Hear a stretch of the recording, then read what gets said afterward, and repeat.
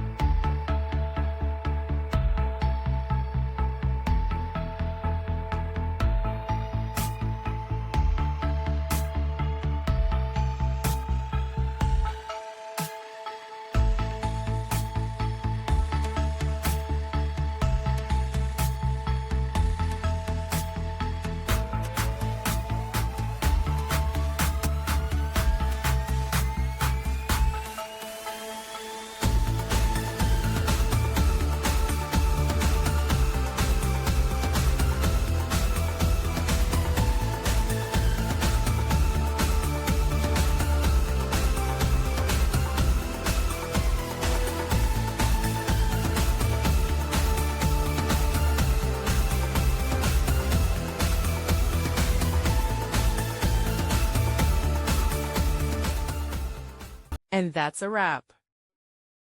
I hope you found the answer you were looking for. If you did, take a second to hit that subscribe button. It really helps out. And let me know in the comments which solution worked best for you. See you next time in the debug zone.